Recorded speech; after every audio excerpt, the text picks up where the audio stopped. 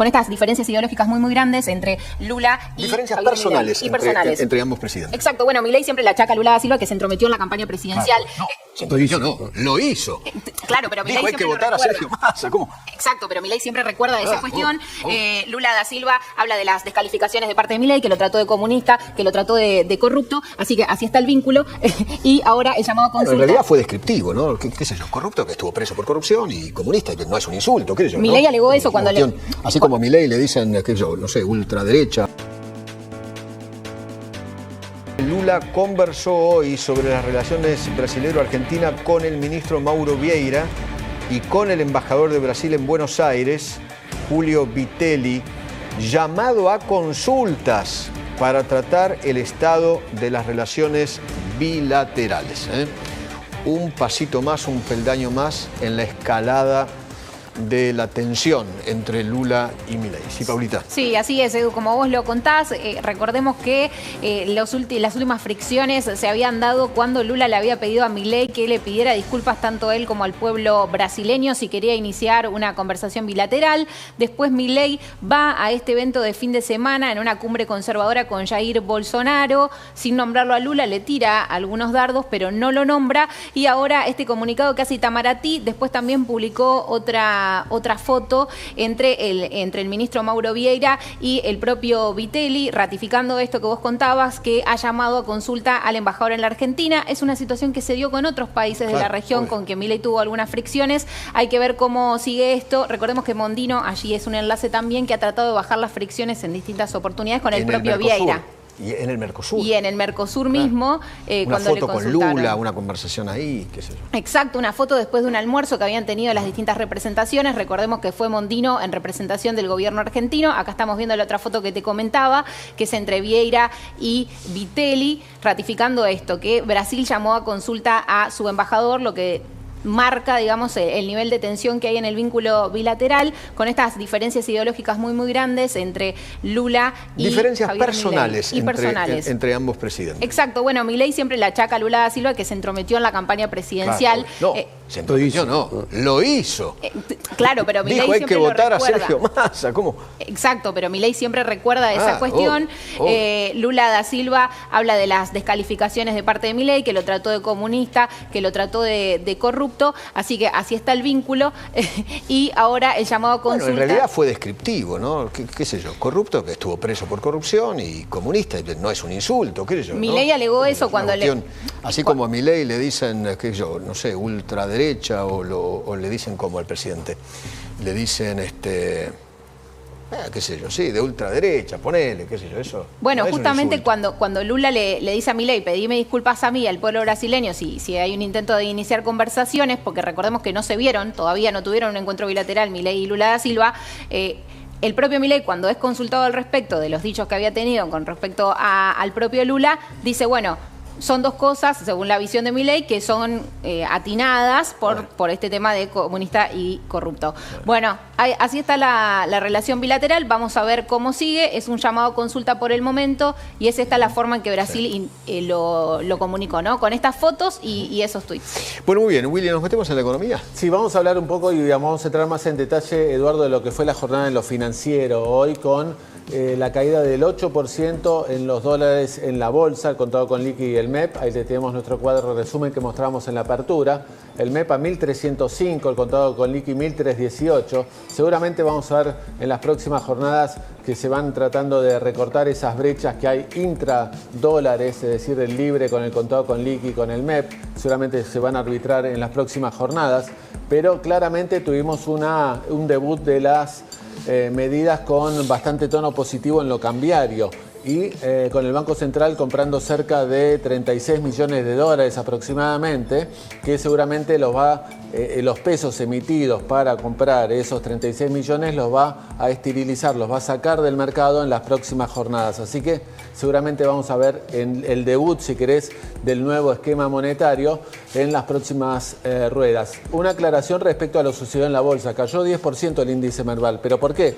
Porque cayó el peso, cayó el dólar 8%. Entonces está relacionado con el valor de las empresas en dólares. De hecho, las empresas en Nueva York, argentinas, estuvieron con signo negativo del 1-2%. Así que hay que digamos, clarificar un poco y no generar pánico con la caída del 10% de la bolsa, que fue una consecuencia más del efecto cambiario que vimos en la cotización de la moneda norteamericana. Un dato a tener en cuenta es precisamente lo que pueda suceder en las próximas horas con el anuncio del Ministerio de Economía y del Banco Central de los PUTs, Eduardo, PUTS, los PUTs que van a definirlos, y recordemos que Javier Milei, el presidente de la Nación, había dicho que era una condición para tratar de ir levantando las restricciones cambiarias.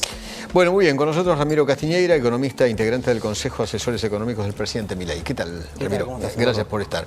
¿Nos puedes explicar claramente, sencillamente, las medidas anunciadas por el presidente Milei y Caputo este fin de semana? A ver, lo conceptual es que el gobierno paró la maquinita de emitir por primera vez en décadas en Argentina. Casi desde la creación del Banco Central, el Banco Central está todo el tiempo emitiendo para financiar al Estado y en consecuencia genera un proceso inflacionario que bajo la última presidencia de Alberto Fernández, para tener idea de la magnitud de lo que hablamos, durante los 4 años se emitieron más de 32 puntos del PBI.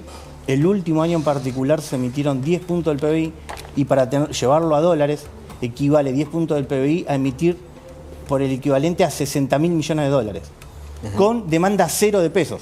Claro. Entonces, toda esa explosión de emisión monetaria terminó generando el desborde inflacionario que vimos de llegar la inflación hasta hace muy poco del 300% interanual. Recién ahora es emisión cero. O sea, estos 6 meses /7, en realidad el gobierno emitió, porque venía diciendo no emitimos más. Pero entonces emitieron. A ver, hay dos grandes fuentes de emisión monetaria. Una era el déficit del Tesoro Nacional, equivalente a 30.000 millones de dólares anuales. Ese se llevó a cero desde enero.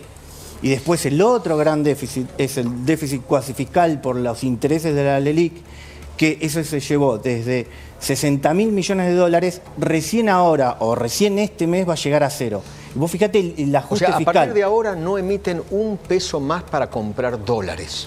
Se le suma que ya no se emite para financiar al Estado ninguna por ninguna de las dos cajas. Por ningún lado. Y se le suma que ahora tampoco se emite para comprar dólares. Okay. Entonces, se apaga la maquinita. ¿Y cómo van a hacer para tener reservas, para comprar dólares? ¿Qué es lo que necesita justamente el gobierno? ¿Cómo hacen? Bueno, ahora, vos fíjate que la macroeconomía argentina este año va a estar generando un saldo comercial según el relevamiento de expectativa de mercado, es decir, lo que opina el consenso del mercado. La macroeconomía va a generar un saldo comercial de 17.000 millones de dólares este año.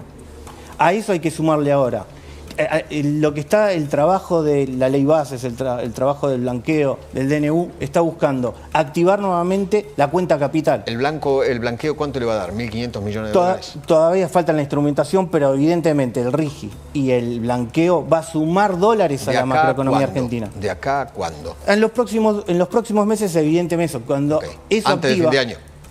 A ver, hay que ver el periodo, pero claramente se está trabajando para que aumente la oferta de dólares de un canal que en Argentina nunca funcionó, porque de hecho todo el mundo se quiere ir. Bueno, ahora con el RIGI, con el blanqueo, activa y suma más dólares al mercado cambiario, cuando hoy está desdoblado. Pero fíjate las magnitudes que hablamos, saldo comercial de 17.000 millones de dólares, más lo que sume el blanqueo y el RIGI, ya te ponen una cantidad de dólares en la macroeconomía que cuando estabilices la demanda y la oferta de pesos, ahí vas a poder reunificar el mercado cambiario. ¿Pero con qué compraron los 30 millones de dólares que compró hoy el Banco Central?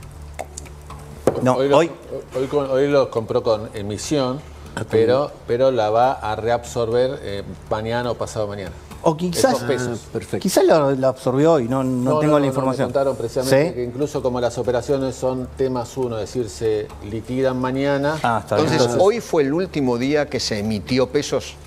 No, porque los van a emitir para comprar en el mercado oficial y después los retiran, esos pesos, con, si querés, los mismos con los mismos dólares. Con los mismos dólares en el contado con liqui.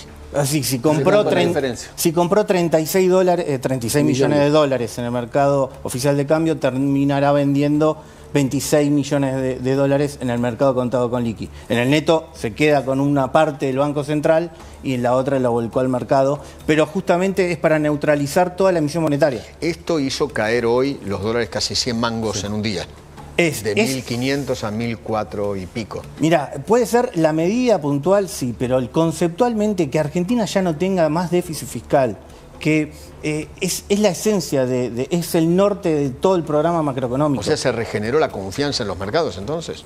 Que venían desconfiando del gobierno. Bueno, quizás en las últimas 2 semanas se tardó en explicar lo que era la emisión cero, ¿no? Los detalles técnicos, ¿no? Porque estamos hablando de mucha plata, el pase de los pases justamente a la LEFI, la nueva letra, es un movimiento de 20 billones de pesos y en consecuencia el plazo, la tasa, el periodo, bueno, todos los detalles técnicos que insumen esa jugada, bueno, evidentemente demanda un tiempo que el mercado tardó varios días en entenderlo o el gobierno en explicarlo. Claro.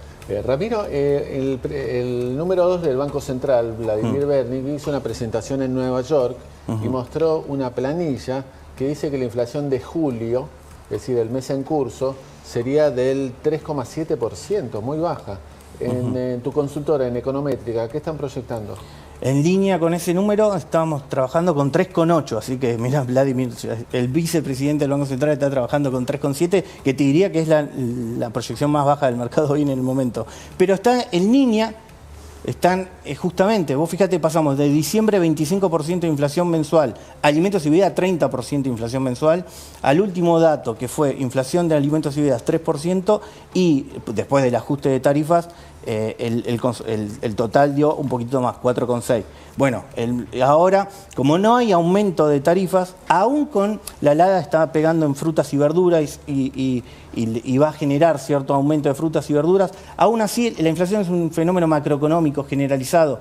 Consecuencia, aún así es muy probable que el índice de inflación de este mes de julio esté por debajo del 4%. Siempre se dijo que la inflación tiene que ver con la emisión monetaria. ¿Significa que ahora si se emite cero, la inflación va a ser cero? El lag de la política monetaria, el retardo, ¿no? Si uno apaga el motor, imaginemos el motor venía, el auto a 200 kilómetros, genera una inercia. 6 meses, dicen ustedes. Según la macroeconomía, mira, hay un ejemplo que es buenísimo. En la pandemia, en 2020, los países desarrollados también emitieron para financiar la pandemia 2020 y tocó el pico de inflación los países desarrollados en el 2022. Hoy 2023 ya, como fue un fenómeno de una sola vez, la inflación ya volvió a los números de 3%, 2%. Un punto no menor. La núcleo. Sí, la general de todos los países desarrollados ya volvió. La general. Llegó a 10% y ya bajó a 3% en los países desarrollados. Sí. Argentina... Bueno, en Estados Unidos fue cero.